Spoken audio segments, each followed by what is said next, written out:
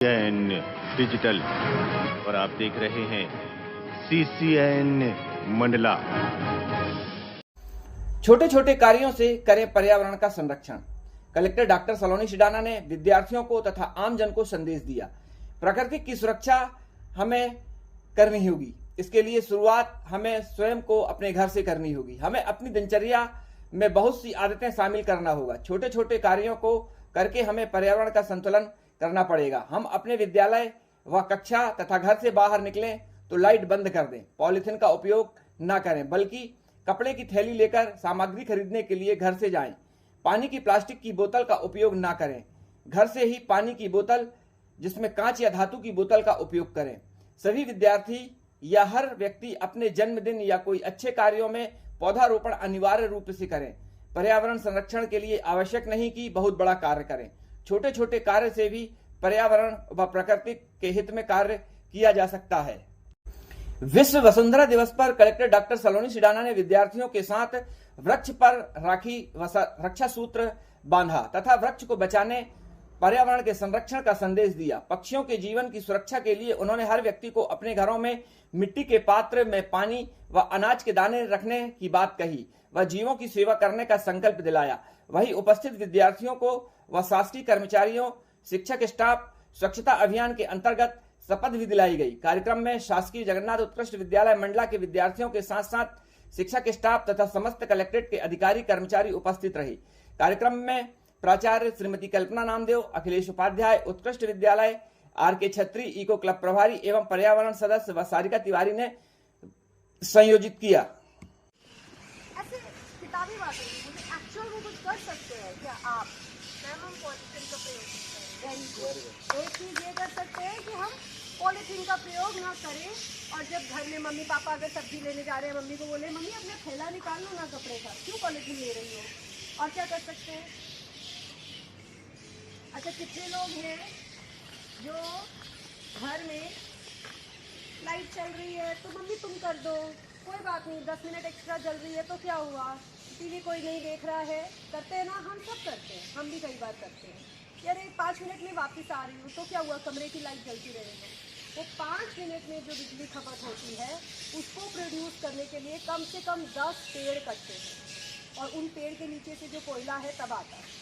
तो अगर हम बिजली की बचत करने के लिए, उससे 2 फायदे होंगे। एक तो हमारा बिल कम आएगा, और दूसरा ये भी फायदा होगा कि उस बिजली को प्रोड्यूस करने के लिए हमारे कोयले की जो खपत है कम होगी, और कोयले की खपत कम होगी तो हमारे पेड़ कम कटेंगे।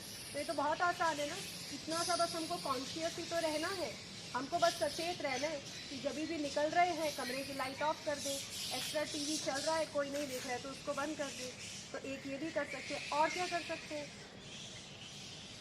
हाँ, और क्या कर सकते हैं?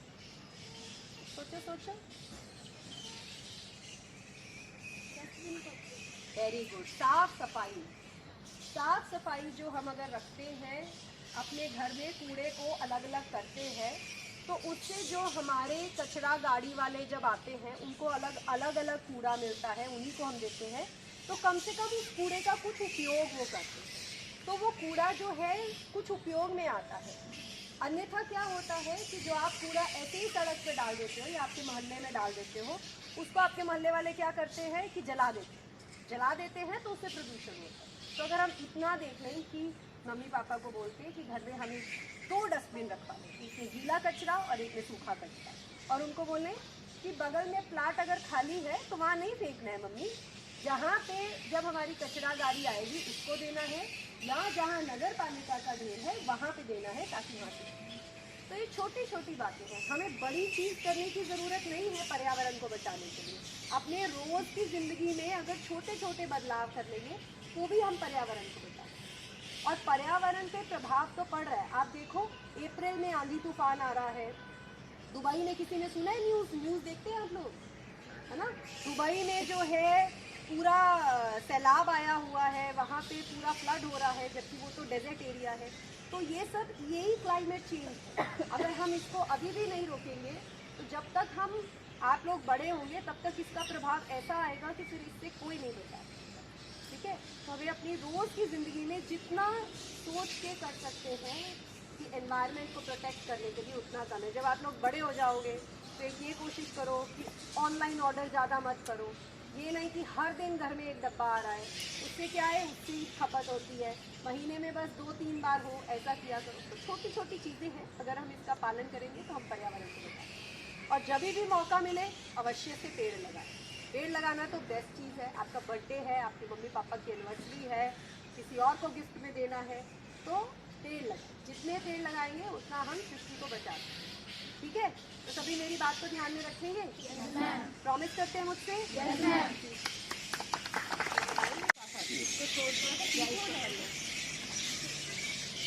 सर आप लोग भी सभी हाथ करना चलेगा। हम शपथ लेते हैं कि हम अपने घरों का कचरा ना सड़क पर फेंकेंगे, ना ही किसी को फेंकने देंगे। हम अपने घरों का गीला कचरा अलग अलग डस्टबिन में रखेंगे और नगर पालिका की गाड़ी में ही डालेंगे। हम यह भी शपथ लेते हैं कि हम वन टाइम यूज प्लास्टिक एवं पॉलिथीन का प्रयोग नहीं करेंगे तथा शॉपिंग हेतु कपड़े से बनी थैली का ही प्रयोग करेंगे। जय हिंद। एक और शपथ हमने ली, क्या? आज वसुंधरा दिवस के अवसर पर मैं आदरणीय मैडम जी से निवेदन करूँगा कि हमारे नगर की जनता को तथा हमारे विद्यालय के बच्चों को जो है एक संदेश देने का कृपा करें। मैं सबको आज अर्थ डे पे यही संदेश देती हूँ कि पर्यावरण को बचाने के लिए हमें प्रयास करना चाहिए और हमें ये नहीं सोचना चाहिए कि प्रयास करने के लिए हमें कुछ बहुत बड़ा काम करना है। अगर अपने रोज़ की ज़िंदगी में छोटे छोटे चीज़ें भी हम कर लेंगे, जैसे कि बिजली अगर लाइट कहीं ऑन है और हम बाहर जा रहे हैं उसको ऑफ कर लें, हम अपने बर्थडे पे, एनिवर्सरी पे गिफ्ट के रूप में पौधे लगाएं, हम सिंगल यूज़ प्लास्टिक का उपयोग ना करें, हम प्लास्टिक की बोतल की पानी का उपयोग कम करके अपनी बोतल कैरी करें। तो ये छोटे छोटे उपायों से भी हम पृथ्वी को और अपने पर्यावरण को बचा सकते हैं। इसलिए ये नहीं सोचना है कि हमें कुछ बहुत बड़ा और मूल चूक करने की ज़रूरत है। छोटी छोटी चीज़ों से भी हम बहुत बड़े डिफरेंसेस ला सकते हैं। बहुत बहुत धन्यवाद।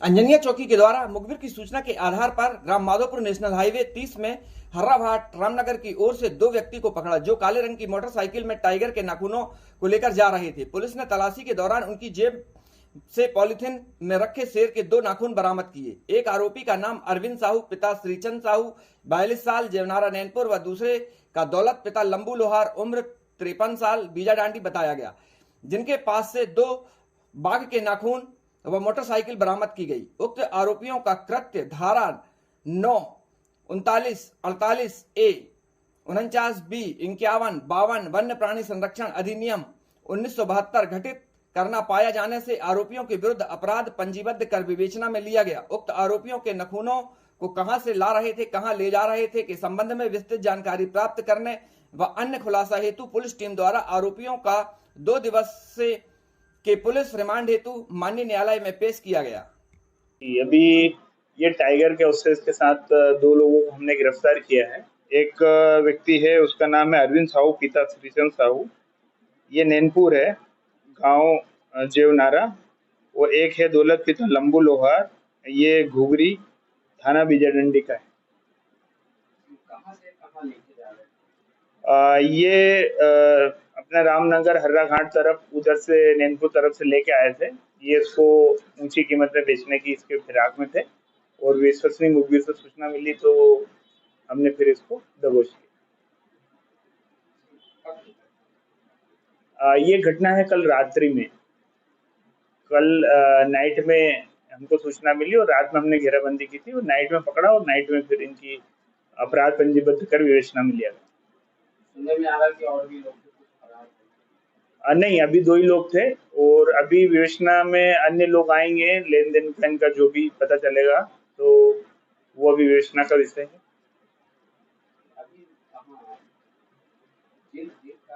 अभी इनको 1 दिन का हमने PR मांगा है, उसके लिए न्यायालय भेजा है। टाटरी पुलिस ने एक ऐसे व्यक्ति को पकड़ा जो स्वयं को पुलिसकर्मी बताकर पशुओं की क्रूरतापूर्वक वाहन में भरकर ले जाने वाले लोगों को अवैध वसूली करता था। वहीं पुलिस द्वारा 4 भैंस तथा 1 भैंसी को क्रूरतापूर्वक पिकअप वाहन में ले जाते हुए जब्त भी किया गया। बताया गया कि बालाघाट जिले के बैहर क्षेत्र से एक पिकअप वाहन में पालतू पशु 4 नग भैंसा तथा 1 भैंसी को क्रूरतापूर्वक भरकर टाटरी की ओर ले जाया जा रहा था, जिसे टाटरी पुलिस द्वारा रात्रि 11 बजे के लगभग इंद्री तेराहा में पकड़ा गया।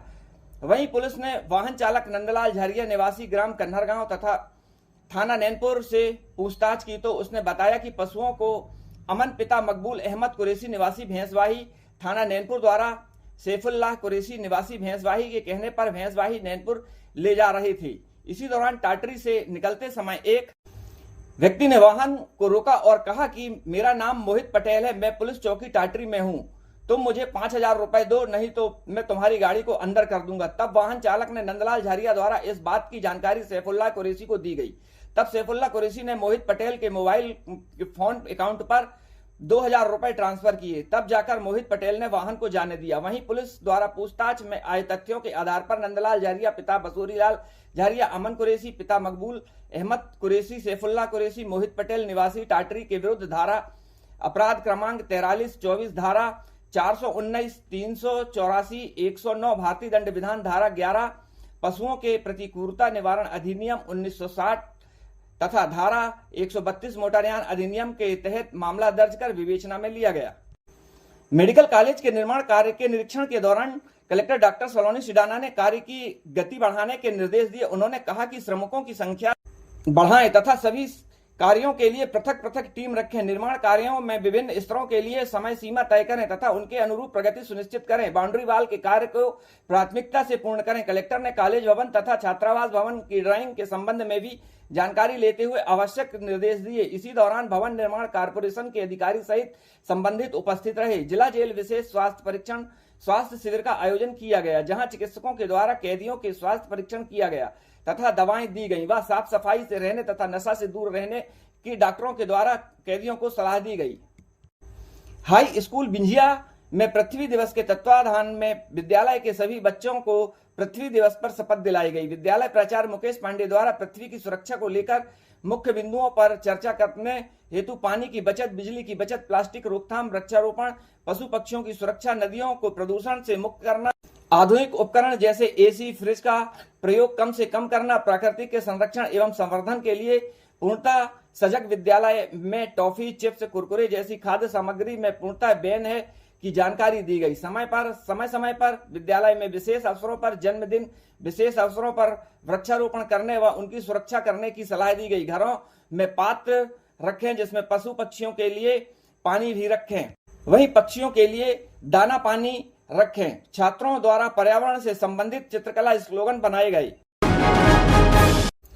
अचानक ही रात हो या दिन मौसम बदल जाता है, तेज हवाओं के साथ बारिश हो रही है। ऐसे ही पिछली रात्रि को अचानक तेज तूफान आया व बारिश हुई। इस तूफान के कारण आसपास वृक्ष पेड़ उखड़ कर गिरे। ऐसे ही जिला कलेक्ट्रेट मार्ग एसी कार्यालय पहुंच मार्ग में एक विशाल वृक्ष उखड़कर जमींदोज हो गया, जिससे रास्ता पूरी तरह से बंद हो गया। गनीमत रही कि घटना रात्रि में घटी, जिससे कोई अप्रिय घटना नहीं घट पाई। नगर पालिका के द्वारा गिरे हुए वृक्ष को काटकर रास्ते से अलग किया गया है।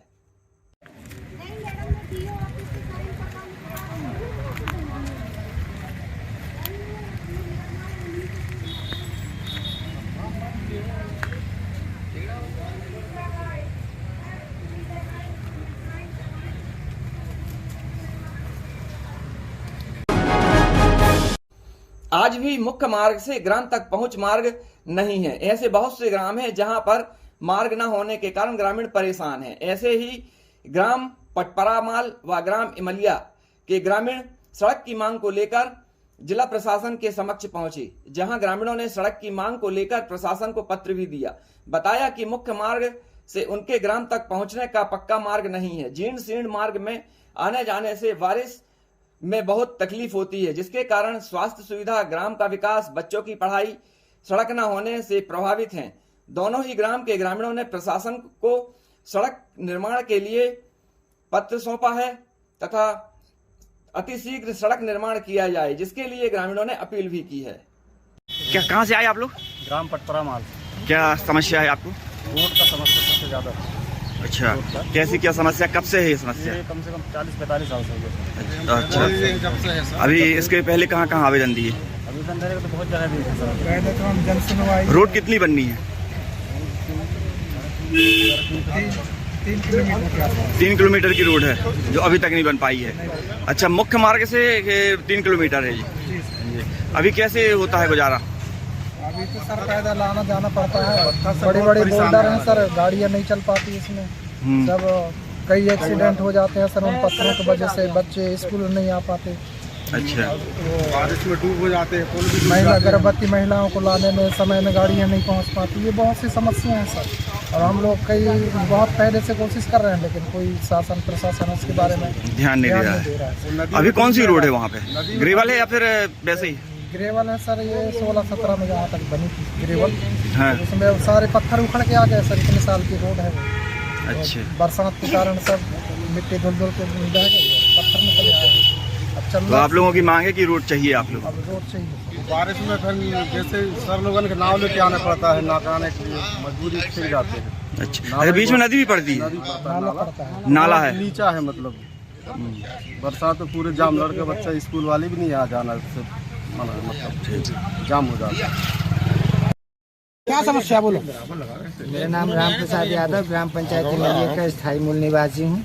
मेरे ग्राम में रोड न होने के कारण बहुत भारी समस्या पीड़ित हो रही है। गांव की महिला पुरुष बच्चे स्कूल जाने में भारी समस्याएं हो रही हैं। इसलिए हम जितना जल्दी से हो सके सरकार से मांग कर रहे हैं कि हमारे गांव में रोड बनाई जाए। ओम प्रकाश यादव, मूलतः निवासी ग्राम पंचायत इमलिया। हमारे ग्राम में, ग्राम इमलिया डुंगरिया रैयतवाड़ी में रोड न होने के कारण हम कई कार्रवाई, कई आवेदन कलेक्ट्रेट में भी दे चुके और मुख्यमंत्री तक पहुंचा चुके, जनपद में भी दे चुके, पर रोड नहीं बनने के कारण, हमारे यहाँ आवक जावक की समस्या होने के कारण न कोई रोजगार कर पा रहा युवा, न बच्चे पढ़ पा रहे हैं, न हमारे गांव के बच्चियों की शादी लग पा रही है। और तो और बाहर जो देखने आते हैं तो रोड नहीं है करके कैंसिल कर दिया जाता है। इस बड़ी कठिन समस्याओं को लेकर के हम जूझ रहे हैं। तो हमने एक पूरी जनता ग्राम इमलिया की मिलकर के एक आक्रोश दिखा रही है कि हम नेशनल हाईवे 30 कटरा क्षेत्र में अचानक टाटा मैजिक में आग लगी। घटना दोपहर को मंडला के कटरा क्षेत्र नेशनल हाईवे 30 में चलती हुई टाटा मैजिक में अचानक आग लग गई, जिसे देख आसपास के लोगों के होश वास्ता हो गए। आसपास लोगों ने चालक को बचाने दौड़े। चालक तब तक वाहन के बाहर निकल चुका था। चालक ने बताया कि चलती हुई वाहन से धुएं की गंध महसूस हुई। उसने फौरन वाहन रोका और बाहर निकल गया। इतने में वाहन को आग लग गई और वाहन आग के गोले में बदल गया। इस घटना में कोई भी जनहानि नहीं हो पाई है। तुरंत ही फायर ब्रिगेड को खबर की गई। तब तक वाहन जलकर खाक हो चुका था। चालक के अनुसार बैटरी के तार से शॉर्ट सर्किट हो सकता है, वाहन में आग लगी हो।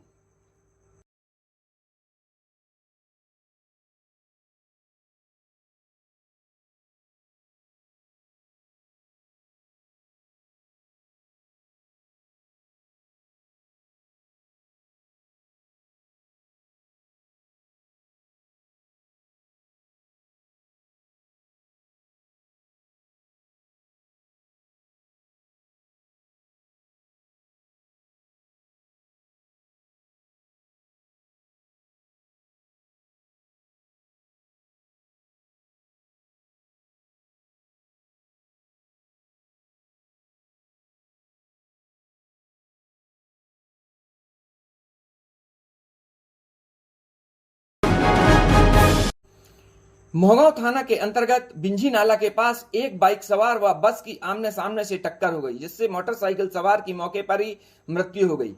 पुलिस मौके पर पहुंची, बस चालक व बस को अपने कब्जे में लिया। जांच व अग्रिम कार्रवाई जारी है।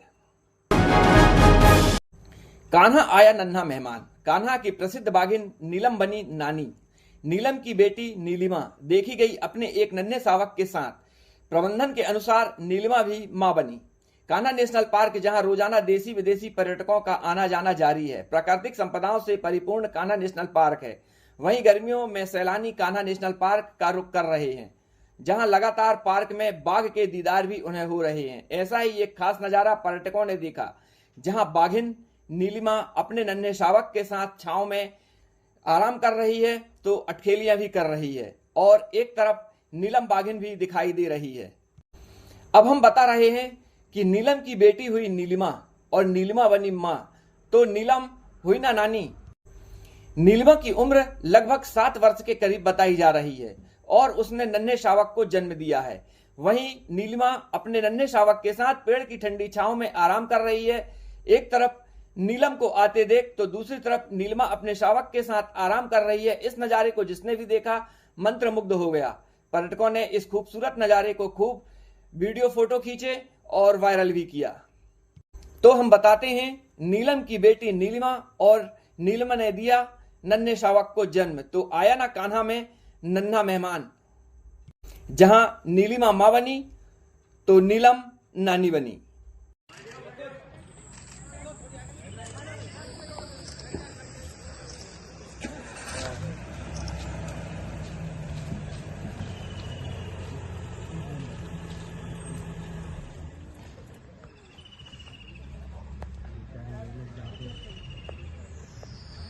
बोला था ना वो यहाँ